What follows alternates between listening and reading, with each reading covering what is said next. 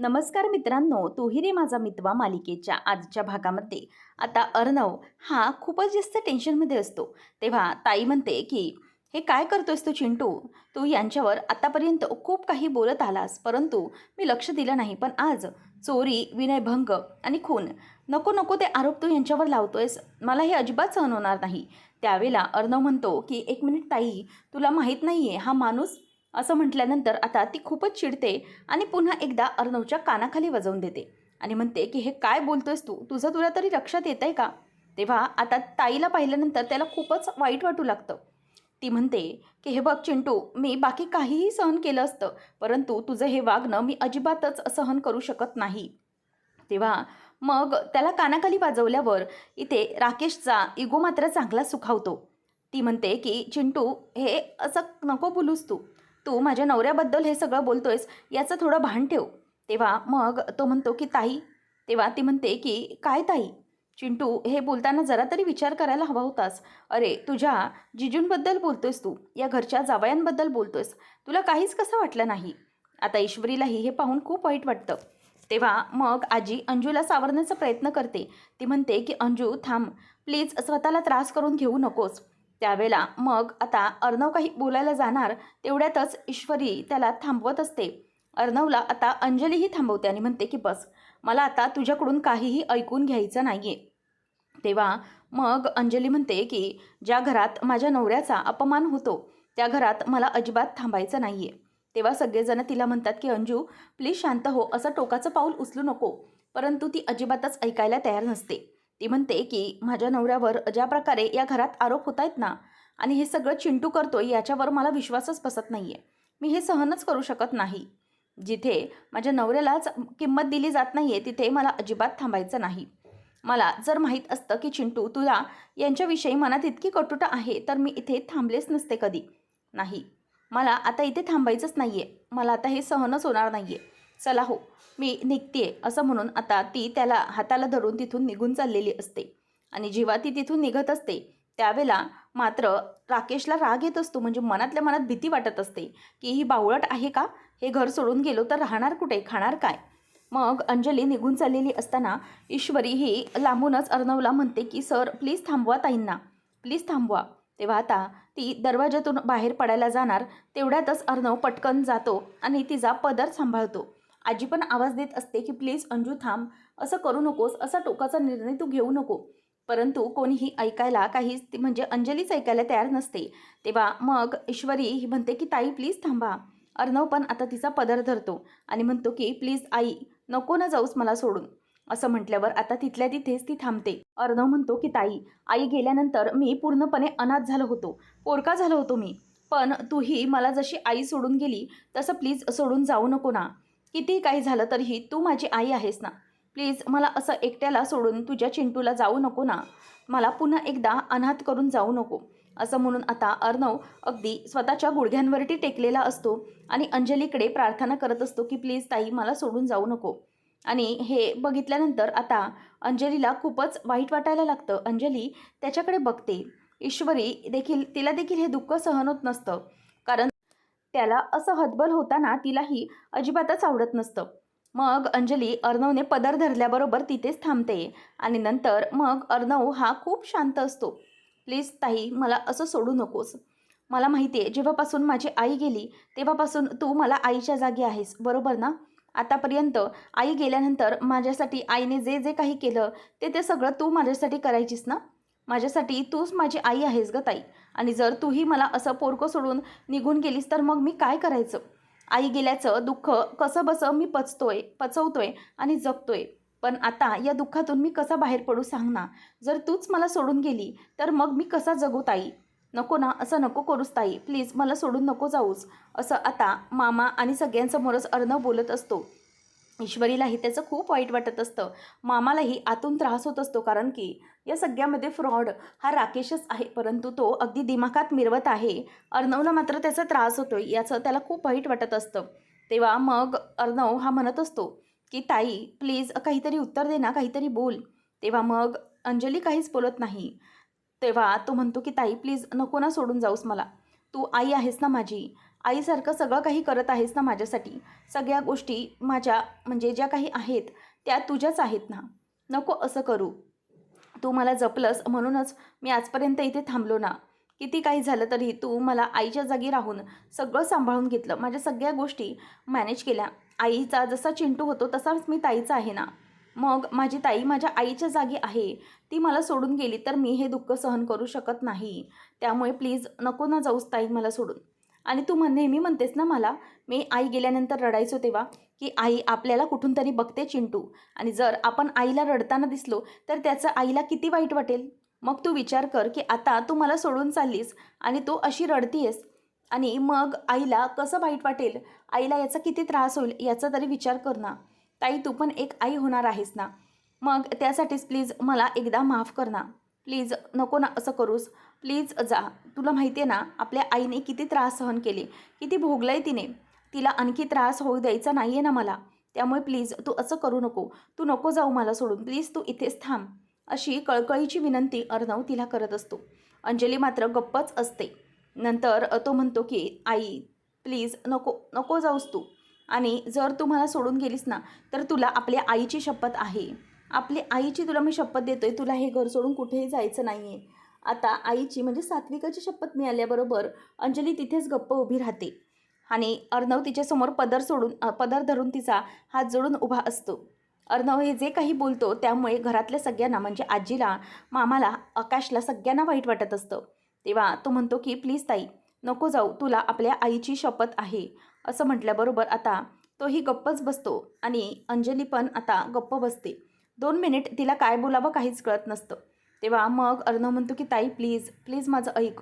कुठेही जाऊ नको. तेव्हा मग लगेचच ती बोलून दाखवते की ठीक आहे. नाही जात आहे हे मी घर सोडून. पण केवळ तू मला आईची शपथ घातली आहेस ना त्यासाठी बस, बाकी काही नाही. जर तू मला इथून आता जायला दिलं नाही आहेस आईच्या शपथेने, पण याचा अर्थ असा होत नाही की मी तुला माफ केलं आहे. त्यामुळे मी फक्त इथे राहीन, परंतु माझ्या मनात तुझ्याबद्दलचा राग जराही कमी झालेला नाही आहे. म्हणूनच अजिबात असा विषय करू नको की मी इथे थांबते म्हणजे मी तुला माफ केलं, समजलं. मग ती आता तिथून गपचूप निघून जाते. राकेश मनातच विचार करतो की वा बरं झालं ही बावळट बायको घरातून बाहेर पडली नाही, नाहीतर काय खाण्यापिण्याचं केलं असतं, आमचे जगण्याचे वांदे झाले असते. असं म्हणून तो गपचूप तिच्याबरोबर आत निघून जातो. ईश्वरी आता अर्णवच्या बाजूने असते. सगळेजण आपापल्या खोलीत निघून गेलेले असतात. अर्णव रडत असतो. ईश्वरी मात्र त्याला आधार देत असते आणि त्याला शांत करत असते. त्याच्या खांद्यावर डोकं ठेवून रडत असते. डोहाळे जेवणाच्या दिवशी हा प्रकार घडल्याने त्या दोघांनाही त्याचा खूप त्रास झालेला असतो. आता अंजली एकटकच रूममध्ये तिच्या बसलेली असते. तिच्याबरोबर आजी आणि मामा देखील असतात. आजी म्हणत असते की हे बघ अंजू, मला कळतंय की या सगळ्यामुळे तुला खूप वाईट वाटलंय, पण प्लीज असा त्रास करून घेऊ नकोस ना. तू शांत हो, नाहीतर खूप मोठा प्रॉब्लेम होऊ शकतो. तू प्लीज काही असा चुकीचा विचार करू नकोस. तेव्हा मग ती म्हणते की कसा विचार करू नको का आजी, तूच सांग ना मला. अगं चिंटू असा कसा वागू शकतो, म्हणजे यांच्या बाबतीतही चिंटूने त्यांच्या बाबतीत किती नको नको ते टोकाचे आरोप लावलेत माहिती आहे ना तुला. तेव्हा मग मामा म्हणतो की हो अगं अंजली, पण हे जे काही चिंटू करतोय ना त्यामुळे प्लीज तू त्याचा काही चुकीचा अर्थ नसेल, काहीतरी त्याला मिळाल्याशिवाय तो असं काहीच बोलणार नाही. पण ठीक आहे, जाऊ दे, तुझा विश्वास नाही आहे या गोष्टींवर आणि जाऊ दे, तुझी तब्येतही ठीक नाही आहे, त्यामुळे तू आता त्या गोष्टीत पडू नको. तेव्हा आजी म्हणायला लागते की हे बघ अंजली, मला इतकंच कळतं आहे की तू 2 जीवांची आहेस आणि जर तू स्वतःला अशी त्रास करून घेतलास ना तर मात्र काहीच खरं नाही. तुला आणि तुझ्या बाळाला त्याचा सगळ्यात जास्त त्रास होईल. त्यामुळे प्लीज याचा अंजू आता तू त्रास करून घेऊ नको आणि या सगळ्या गोष्टी डोक्यातून तू काढून टाक. तेव्हा मग लगेचच अंजली म्हणते की आजी, मामा, तुम्ही दोघंजणही मलाच का समजवताय? तुम्हाला हे कळतं आहे ना की चिंटू चुकला आहे, त्याने खूप मोठा चुकीचा आरोप केला यांच्यावर. तर मग तुम्ही दोघंजणही त्याला का नाही समजावत आहात? तुम्ही दोघंजणं जा आणि त्याला बोला ना की बाबा तू चुकतोयस, हे जे काही तू यांच्याबद्दल केलं आहेस ते खूप चुकीचं आहे. तुम्ही दोघंजणं त्याला बोललं पाहिजे होता चिंटूला. मला त्याबद्दल तुम्ही समजावताय याचंच मला जास्त वाईट वाटतं आहे की मी चुकीची नाही आहे, चिंटू चुकीचा असूनही तुम्ही मला शांत करताय. त्यावेळेला मग मामा म्हणतो की हे बघ तसं बोलू नकोस, चिंटूचंही तेच सुरू असणार, म्हणजे त्याची खूप काळजी आहे ग तुझ्याप्रती. त्यामुळे तू हे सगळं करतो. पण प्लीज जरा तू शांत राहा आणि उगीच नको तो मनामध्ये विचार आणू नकोस.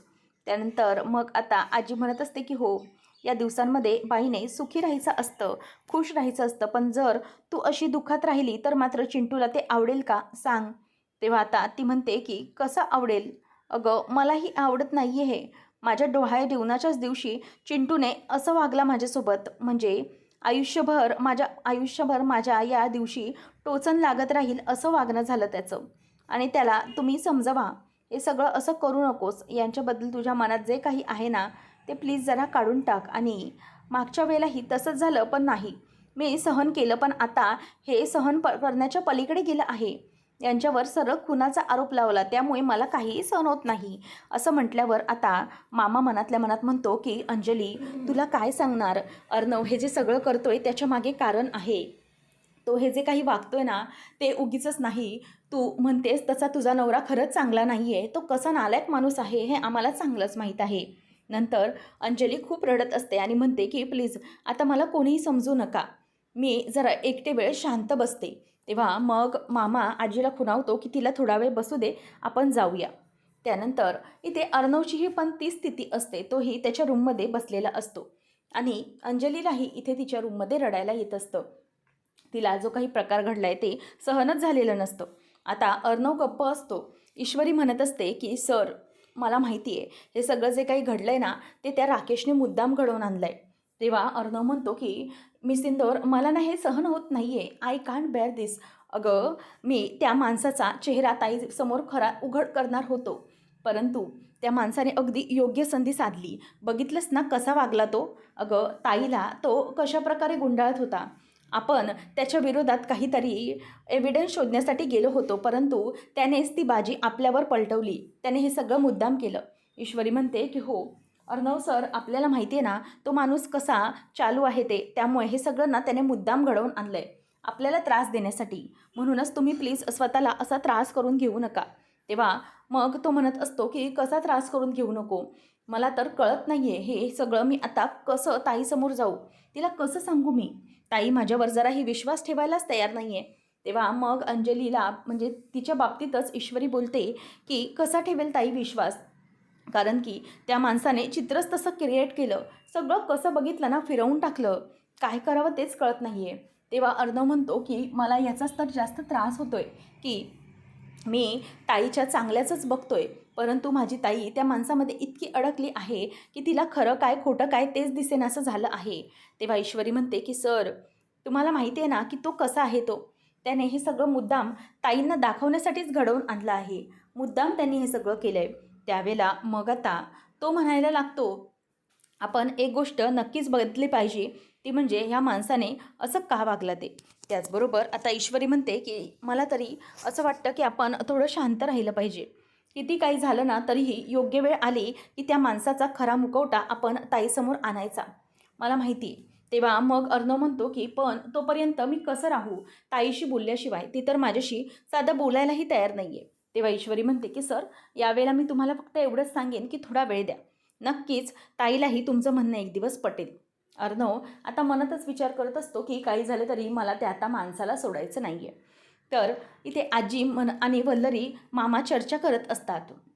मामी म्हणत असते की आज जे काही अर्णवचं वागणं होतं ना ते तर मला बाबा अजिबात पटलेलं नाही आहे. जावई बापूंवरती थेट त्याने खुनाचा आरोप केला, हे कितपत योग्य आहे. मलाही हे अजिबात आवडलेलं नाही आहे. तेव्हा मामा म्हणतो की हे बघ वल्लरी, अर्णवने हा जो काही आरोप केला आहे ना तो उगीचच केलेला नाही आहे. त्याच्यामागे काहीतरी कारण असू शकतं. तो असंच उगीच कुठल्याही गोष्टीशिवाय बेसलेस बोलत नाही. वल्लरी म्हणते की म्हणजे याचा अर्थ तुम्हाला काय म्हणायचं आहे की अर्णव हे जे काही बोलतोय ते खरं आहे, म्हणजे खरंच जावई बापू कोणी आहेत असं तुम्हाला म्हणायचं आहे. तेव्हा मग तो म्हणतो की असं मी बोललो आहे का तुला. तेव्हा ती म्हणते की हो असं बोललात म्हणजे तुम्ही तेच बोलण्याचा प्रयत्न करत आहात ना. तेव्हा मग आता लगेचच आजी म्हणते की बस झालं अवी, तू पण आता त्या चिंटूची बाजी अजिबात घेऊ नको. बघितलं ना या सगळ्या प्रकरणाचा आपल्या अंजूला किती त्रास झाला तो. त्यामुळे आता बस झालं, मी आता चिंटूशी जाऊन बोलणारच आहे या विषयावर. नेमकं त्याच्या मनात काय आहे जावई बापूंविषयी या सगळ्या गोष्टी मला विचारल्याच पाहिजेत. त्याशिवाय मी शांत बसू शकत नाही, मला त्याच्याशी बोलायचं आहे असं म्हणून आजी आता तिथून उठून निघून जाते. आणि मामाही बाजूला जातो. वल्लरी विचार करते की मला तरी यांचं म्हणणं पटतंय. म्हणजे हे जे काही म्हणालेत त्यात तथ्य आहे. आजपर्यंत अर्णवने कुठल्याही पुराव्याशिवाय कोणावरही आरोप केलेला नाही आणि अर्णवला सारखा सारखा त्यांच्यावर डाऊट येतोय, तर म्हणजे हे नक्कीच तसे असतील का? मला तरी वाटतंय की मला या राकेशबरोबर हातमिळवणी करून मी चुकीचं तर केलेलं नाही आहे ना. हा माणूस जर तसा असेल आणि माझं हे साम्राज्य बळकवण्यासाठी मी त्याचा वापर करत असेन, तर ते कितपत सेफ आहे माझ्यासाठी. त्यामुळे या माणसाबद्दल मला नीट विचार केला पाहिजे, असं वल्लरी विचार करत असते. अर्णव रूममध्ये एकटाच डोक्याला हात लावून बसलेला असतो. तेवढ्यातच आजी येते. आजी आल्याबरोबर म्हणते की चिंटू, काय करतोयस तू हे? तेव्हा तो म्हणतो की कुठे काय? तेव्हा आता आजी म्हणते की चिंटू, मला काय बोलायचं हे तुला चांगलंच माहीत आहे. तू जावई बापूंवर असा आरोप का लावू शकलास? अरे, बघितलं ना तुझ्या या आरोपामुळे किती प्रॉब्लेम झाला ते. आपली अंजू, तिलाही याचा किती त्रास झाला.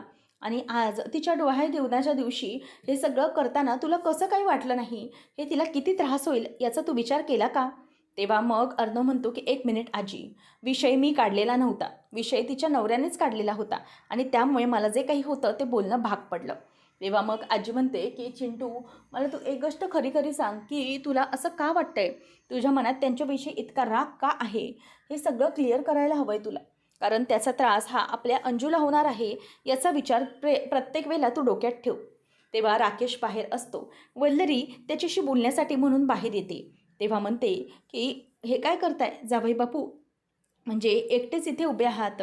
जे काही तुमच्यावर आरोप झाले ना, त्याबद्दल मला खरंच खूप वाईट वाटलं. तेव्हा मग तो म्हणायला लागतो की हे बघा मामी, तुम्ही नका चिंता करू. म्हणजे हे जे काही आहे ते अर्णव माझ्यावर आरोप लावतायत ते अंजली बरोबरच खोडून काढते. तेव्हा मग ती म्हणते की मला एक गोष्ट सांगा जावई बापू, की अर्णव जे काही बोलतोय ते खरं आहे का?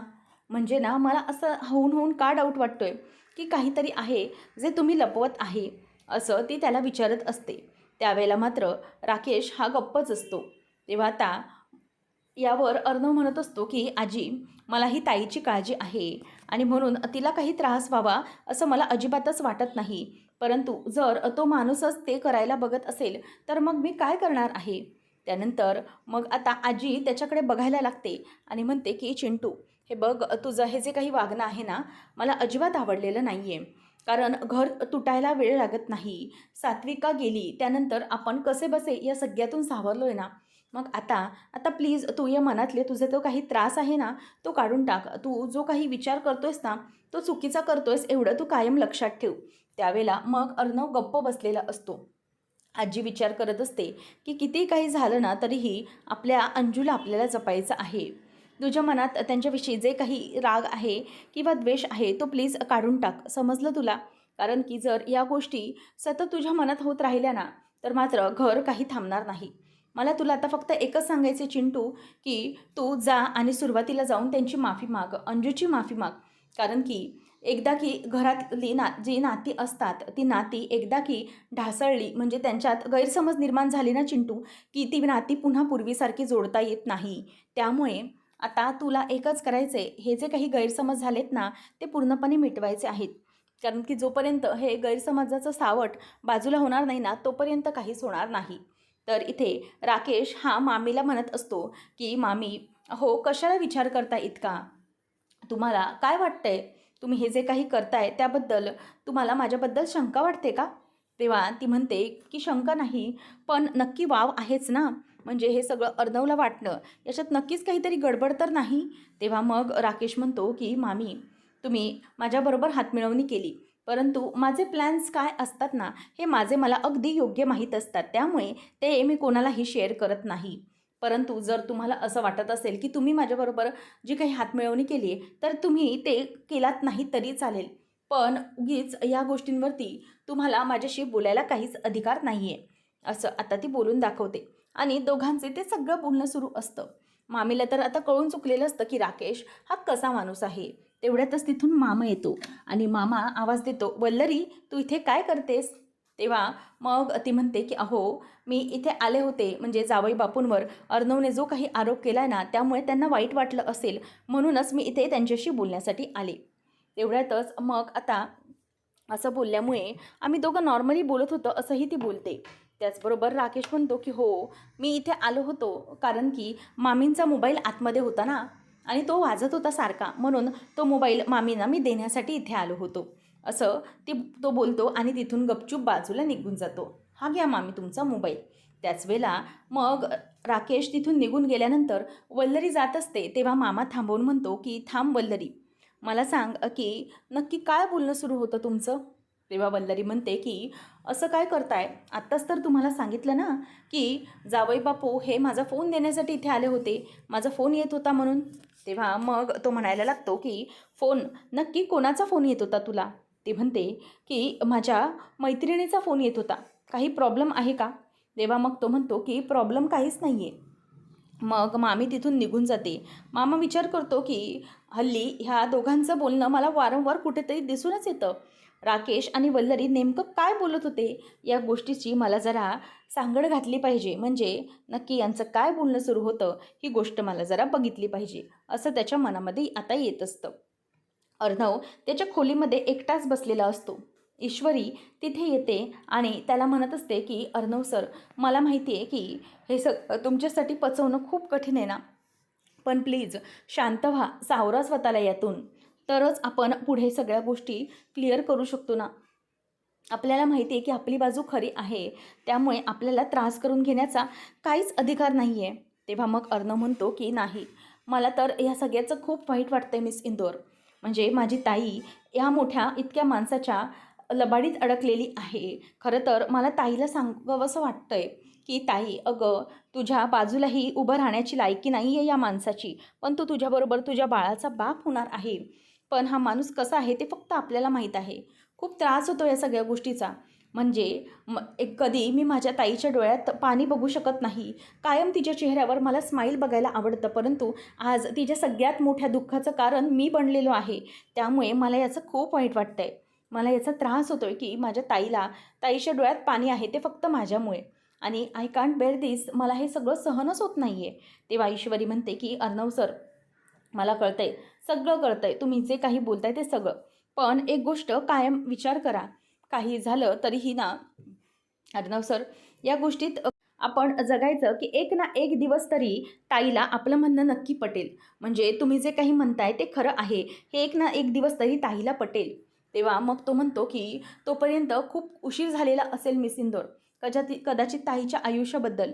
मग हे सगळं इतकं उशिरा होऊन काय फायदा, सांग ना मला. खरंच या सगळ्याने मला इतका त्रास होतो आहे की मी तो सहनच करू शकत नाही आहे. त्यावेळेला मग आता ईश्वरी म्हणत असते की अर्णव सर, समजते, मला सगळं समजतंय तुमची बाजू. एक वेळ अशी येते आयुष्यात की आपल्याला असं वाटतं की आपण योग्य आहोत, तरीही समोरच्याला का असं वाटतं की आपण चुकीचे आहोत. पण वेळ ही सगळ्या गोष्टींवर औषध असते. ती वेळ एक वेळेस निघून गेली ना की नंतरच्या वेळ ज्या येणाऱ्या असतात त्या आपल्या बाजूने नक्कीच असतात. अर्णव म्हणतो की मिस इंदोर, तुला माहीत नाही आहे ताईचे माझ्यावर किती उपकार आहेत ते. जेव्हापासून माझ्या आयुष्यामधून आई निघून गेली तेव्हापासून माझ्या आयुष्यात ताई आहे. तुला माहिती आहे, जेव्हा माझी आई गेली ना त्यानंतर मला माझ्या ताईने समजावलं की तू नको काळजी करूस, मी आहे ना, मी तुझी ताई नाही आजपासून, तर मी तुझी आई आहे. आणि तुला माहिती आहे, मी रडायचो तेव्हा ती मला कायम अशी जवळ घ्यायची आईसारखं, आणि मला रात्री झोप लागायची नाही ना तेव्हा आई जी अंगाई गायची ना तीच ताईही अंगाई गायची, आणि मग मला शांत झोपवून ती झोपायची. आणि जेव्हापासून आई विना मी पोरका झालो तेव्हा माझ्या आवडत्या जे पदार्थ आई बनवायची ना, तसंच ताईनेही हट्टाने अगदी आजीकडून शिकून घेतले होते, आणि तेच पदार्थ ती मला बनवून खाऊ घालायची. तुला माहिती आहे, सकाळची आमची शाळा असायची त्यावेळेला ती लवकर उठायची आणि आमच्या दोघांसाठीही तीच डबा बनवायची. खरंच खूप लवकरच्या वयात तिने सगळ्या गोष्टी अगदी जबाबदारीने स्वतःच्या अंगावर घेतल्या होत्या, आणि ताईने खरंच मला खूप छान जपलं होतं. अशा ताईच्या बाबतीत मी कधीही चुकीचं होताना बघू शकत नाही आहे. मला खरंच याचं खूप वाईट वाटतं. आज तीच ताई इतक्या त्रासात आहे आणि तिच्यासाठी मी काही करू शकत नाही, याचं मला राग येतो आहे. अर्णव रडत रडत आता ईश्वरीच्या मांडीवर डोकं ठेवून रडत असतो. ईश्वरी त्याच्या खांद्यावरून हात फिरवत असते आणि त्याला शांत करत असते. नंतर ईश्वरीला हे वाक्य आठवतं ताईचं की चिंटू, आजपासून तुझे माझे संबंध संपले, आजपासून तुझी ताई मेली, आपला आता बहीण भावाचा काहीच संबंध राहिला नाही. हे आता जेव्हा ताईने सांगितलेलं असतं ते आठवून ईश्वरीलाही वाईट वाटतं. तर इथे आता गाढ झोपेमध्ये अंजली असताना मध्यरात्रीच राकेश उठतो आणि तिला बाजूला बघतो आणि राकेशच्या मनामध्ये आता विचार येत असतो की नाही, काही झालं तरीही आता हे मी सहन करू शकत नाही. माझी ही बावळट बायको अंजली इतकी शांत झोपलेली आहे ना, याच गोष्टीचा आता मला फायदा करून घ्यायला पाहिजे. मग बावळट बायकोचा आता माझ्या आयुष्यात या काही उपयोग नाही आहे. त्यामुळे तिला आता कायमचं देवाघरी पाठवायला हवंच. असं म्हणून तो तिकडची एक उशी घेतो आणि अंजली गाढ झोपलेली असताना तिला आता गाढ झोपेतच मारण्याचा प्रयत्न तो करत असतो. अंजलीच्या तोंडावर तो आता जोरात उशी धरतो. अंजली आता जोरजोरात स्वतःचे पाय हलवू लागते, परंतु तो उठत ती तिथल्या तिथेच थांबते. अर्णव इथे दचकन जागा होतो. हे सगळं त्याला पडलेलं स्वप्न असतं. ईश्वरी लाईट्स लावते आणि विचारते की काय झालं सर? अर्णव म्हणतो की मिस इंदोर, मला वाईट स्वप्न पडलं. मला असं स्वप्न पडलं की ताईला राकेशना मारतोय, काहीतरी करतोय. मला बघू दे. तेव्हा ईश्वरी म्हणते की सर शांत व्हा, असं काहीच झालेलं नाही आहे. ताई त्यांच्या खोलीत झोपल्यात, सेफ आहेत त्या. पण तो काहीच ऐकत नाही. तो धावत धावत आता जायला निघतो. ईश्वरी म्हणते की अचानक काय झालं असेल सरांना, म्हणजे ते असे का ताईच्या खोलीकडे पळाले. तर पुढच्या भागामध्ये अर्णव रूममध्ये ताईच्या येतो आणि तिला आवाज देत असतो की ताई, तू ठीक आहेस ना? तेव्हा आता अंजली ही मागूनच त्याला बघते आणि म्हणते की काय काम आहे तुझं? तू जा बघू इथून, मला तुझ्याशी काहीच बोलायचं नाही. प्लीज तू इथून जा, मला तुझ्याशी बोलायचंच नाही आहे. असं अंजली आता त्याला बोलत असते. त्यावेळेला मग राकेश मुद्दामच त्याच्या तोंडावर दरवाजा बंद करून घेतो. ईश्वरी अर्णवला म्हणते की अर्णव सर, हे घ्या गरमागरम इंदोरी पोहे. तेव्हा अर्णव म्हणतो की नाही, ताईने जर काही खाल्लेलं नाही आहे तर मीही कसं खाऊ? मला ही घशाखाली घास उतरणार नाही. ती खाल्ल्याशिवाय मी खाणार नाही. ईश्वरी ताईसाठी नाश्ता घेऊन जाते आणि म्हणते की ताई हे घ्या, पोहे खाऊन घ्या. तेव्हा मग अंजली म्हणायला लागते की ते पोहे इथून घेऊन जा, नको आहेत ते मला. ईश्वरी म्हणते की प्लीज ताई, अन्नावर असा राग नका ना काढू, प्लीज खाऊन घ्या ना. तेव्हा मग ताई म्हणते की मग कशावर राग काढू, नको आहेत मला ते पोहे. तेव्हा मग मुद्दामच मामा तिथे नसतो आणि त्याचबरोबर राकेश बोलून दाखवतो की अंजली, काळजी करू नकोस, हे पोहे आहेत ना ते राहू दे, मी तिकडे बाहेर रस्त्यावर कुत्रे असतील ना त्यांना खायला घालतो. हे ऐकल्यावर ईश्वरीला राग येतो. आता पुढे काय होणार पाहणं रंजक ठरेल. अशाच अपडेट्ससाठी चॅनलला सबस्क्राईब करा.